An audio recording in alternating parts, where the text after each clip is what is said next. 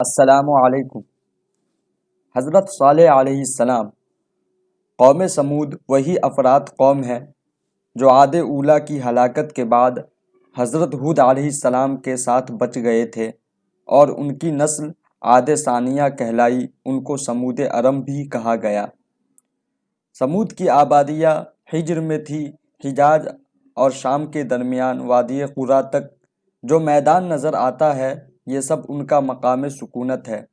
سمود کی بستیوں کے کھنڈرات اور آثار آج تک موجود ہے۔ ان کی خصوصیت یہ ہے کہ ان بستیوں میں مکانات پہاڑوں کو کاٹ کر بنائے گئے تھے، گویا سمود فن تعمیر میں ید طولہ رکھتے تھے۔ سمود اپنے بت پرست پیشروؤں کی طرح بت پرست تھے۔ وہ خدائے واحد کے علاوہ بہت سے معبودان باطل کے پرستار اور شرک میں مبتلا تھے، اس لیے ان کی اصلاح اور احقاق حق کے لیے انہی کے قبیلہ میں سے حضرت صالح علیہ السلام کو ناصح پیغمبر اور رسول بنا کر بھیجا گیا،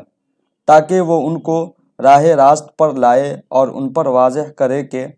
کائنات کی ہر شے اللہ کی توحید اور یکتائی پر شاہد ہے۔ ان کو اللہ کی نعمتیں یاد دلائے اور بتائے کہ پرستش و عبادت کے لائق ذات احد کے علاوہ دوسرا نہیں ہے۔ قرآن عزیز کی یہ سنت ہے کہ وہ انسانوں کی ہدایت کے لیے گزشتہ اقوام اور ان کے ہادیوں کے واقعات و حالات بیان کر کے نصیحت و موعظت کا سامان مہیا کرتا ہے، تاکہ یہ معلوم ہو سکے کہ جن امتوں نے ان کی تلقین کا انکار کیا، ان کا مذاق اڑایا اور ان کو جھٹلایا، تو اللہ تعالیٰ نے اپنے سچے رسول کی تصدیق کے لیے کبھی بطور خود اور کبھی قوم کے مطالبہ پر ایسی نشانیاں نازل فرمائے جو نبیوں اور رسولوں کی تصدیق کا باعث بنے اور معجزہ کہلائے۔ لیکن اگر قوم نے اس نشانی معجزہ کے بعد بھی تکذیب کو نہ چھوڑا اور بغض و عناد سے وہ انکار پر اڑے رہے، تو پھر عذاب الہی نے آ کر ان کو تباہ و ہلاک کر دیا اور ان کے واقعات کو آنے والی قوم کے لیے عبرت و موعظت کا سامان بنا دیا۔ حضرت صالح علیہ السلام قوم سمود کو بار بار سمجھاتے اور نصیحت فرماتے رہے، مگر قوم پر مطلق اثر نہیں ہوا، بلکہ اس کا بغض و عناد ترقی پاتا رہا اور ان کی مخالفت بڑھتی رہی، اور وہ کسی طرح بت پرستی سے باز نہ آئے۔ اگرچہ ایک مختصر اور کمزور جماعت نے ایمان قبول کر لیا اور وہ مسلمان ہو گئے، مگر قوم کے سردار اور بڑے بڑے سرمایہ دار اسی طرح باطل پرستی پر قائم رہے، اور انہوں نے اللہ کی دی ہوئی ہر قسم کی نعمتوں کا شکریہ ادا کرنے کی بجائے کفران نعمت کو شعار بنا لیا۔ وہ حضرت صالح علیہ السلام کا مذاق اڑاتے ہوئے کہا کرتے کہ صالح، اگر ہم باطل پرست ہوتے، اللہ کے صحیح مذہب کے منکر ہوتے اور اس کے پسندیدہ طریقہ پر قائم نہ ہوتے، تو آج ہم کو یہ سیم و زرعی بہتات، سرسبز و شاداب باغات و دیگر نعمتیں حاصل نہ ہوتی۔ تو خود کو اور اپنے پیرویوں کو دیکھ اور پھر ان کی تنگ حالی اور غربت پر نظر رکھ کر اور بتلا کہ اللہ کے پیارے اور مقبول کون ہیں، ہم یا تم۔ حضرت صالح علیہ السلام فرماتے کہ تم اپنی اس رفاہیت اور عیش کوشی پر شیخی نہ مارو اور اللہ کے سچے رسول اور اس کے دین برحق کا مذاق نہ اڑاؤ، اس لیے اگر تمہارے غرور اور عناد کا یہی حال رہا تو پل بھر میں یہ سب کچھ فنا ہو جائے گا، اور پھر نہ تم رہو گے اور نہ تمہارا یہ ساز و سامان۔ بے شک یہ سب اللہ کی نعمتیں ہیں، بشرطے کہ ان کو حاصل کرنے والے اس کا شکر ادا کرے اور اس کے سامنے سر نیاز جھکائے، اور بلا شبہ یہی سامان عذاب و لعنت ہے اگر ان کا استقبال شیخی اور غرور کے ساتھ کیا جائے۔ اس لیے یہ سمجھنا غلطی ہے کہ ہر سامان عیش خوشنودی الہی کا ثمرہ ہے۔ سمود کو یہ حیرانی تھی کہ یہ کیسے ممکن ہے کہ ہم ہی میں کا ایک انسان اللہ کا پیغمبر بن جائے اور وہ اللہ کے احکام سنانے لگے۔ وہ سخت تعجب سے کہتے، جیسا کہ اللہ تعالیٰ سورہ صاد آیت نمبر 8 میں فرماتے ہیں کہ ہماری موجودگی میں اس پر خدا کی نصیحت اترتی ہے،